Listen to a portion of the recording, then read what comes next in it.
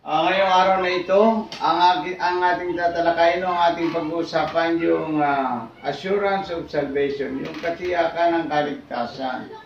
Ang assurance ay, ang ibig sabihin ng assurance ay, yun ay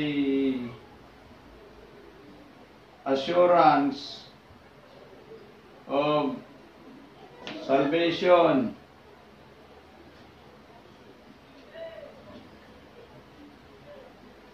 Yan.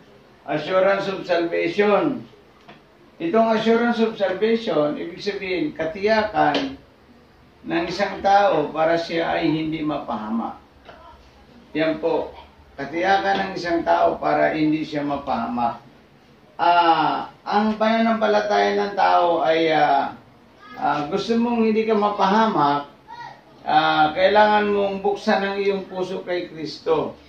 Dalawa yan. Yung isang pananampalataya ay intellectual faith.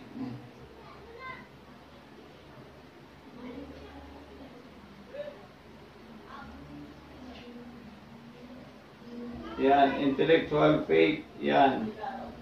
At saka tinatawag nating saving faith. Yung saving faith. Yan. Intellectual faith, saving faith, yun ay, ang intellectual faith ay, ang pananampalataya niya ay, tingnan natin halimbawa yan ang tao. Ang intellectual faith, tumatama yan sa ulo ng tao. Sa ulo ng tao yan tumatama, kaya hindi yan natututo, hindi nababago ang kanyang buhay. Wala rin niyang kaligtasan. Intellectual faith. Ang tawag dyan ay, born again, hindi na nababago. Kasi ang naliligtas ay yung born again Christian, yung may assurance of salvation. Ngayon, ang tawag dyan, ang saving faith ay, yan, si Kristo ay sa puso ng tao tumatama, ang Panginoong Jesucristo. Kaya sabi sa Roma chapter 10, verse 9 to 10, ay ang pananampalataya ay binabanggit na pumasok si Jesucristo sa iyong puso para maligtas ka. Kung gagawin mo yon na si Jesucristo ay papasukin mo sa iyong puso, maliligtas ka talaga. Magkakaroon ka ng buhay na walang hanggan na kasama ang Diyos. Yan po yun na garantisado sa atin ng Panginoon. At bibigyan ka ng Diyos ng buhay na walang hanggan at hindi ka na mapapahamak. Yun yung para makapasok si Kristo sa iyong puso, ay kailangan mong tanggapin si Kristo sa isang panalangin. Sasabihin mo, halimbawa nasa gitna ka ng kabundukan, gusto mong maligtas, Panginoon, ako po ay nagsisisi at tumatalikod sa aking kasalanan, at tinatanggap kita, pinapapasok kita sa aking puso. Sabihin mo, binubuksan mo ang iyong puso at pinapapasok mo si Kristo bilang Panginoon mo at tagapagligtas para ikaw ay maligtas. Yan ang ibig sabihin ng assurance of salvation. And then, kapag pinapasok mo si Kristo sa iyong puso, pinapasok mo ang Panginoon sa iyong puso, siya na yung mag-ahari. Mag-ahari na ang Panginoon sa iyo. Yan. Meron ka na tinatawag na anak ka na ng Diyos. Yan, anak ka na ng Diyos.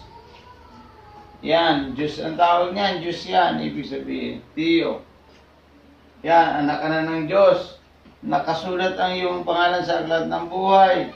Ikaw ay sarado na ang impyerno sa iyo. Hindi ka na mapapahamak sa naglalagablag na apoy. Ito yung napakaganda ng tinanggap mo si Kristo sa iyong puso. Ang paraan niyan ay 4 na P. 4 na P. Yan. 4 P's. Yan. Yan yung daan papunta sa langit. Number 1 ay pagsisisi. Yan. Yan. Pagsisisi. Number 2 ay pagtalikod sa kasalanan.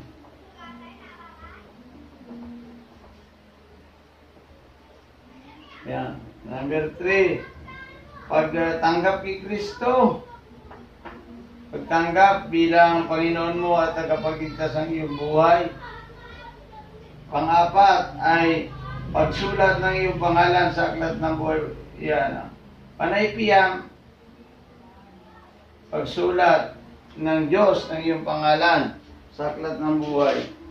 Ito yung kaligtasan inaanap sa atin ng Diyos. Kailangan lang ng tao para siya ay mabago ang kanyang buhay at pumasok siya sa kaharian ng Diyos, ay ang Panginoong Jesucristo ay kailangan niyang tanggapin sa kanyang puso. Buksan niya ang kanyang puso at anyayahan niya si Kristo ay pumasok para siya ay maligtas. Ngayong gabi, sana ngayong araw na ito, sana may natutunan kayo na ang assurance of salvation ay nasa pagtanggap kay Kristo at papasukin natin sa ating puso bilang Panginoon at tagapagligtas. Papasukin niyo po sa inyong puso at anyayahan niyo na pumasok ang Panginoon para kayo ay maligtas. Salamat po, purihin natin ang Panginoong Jesucristo.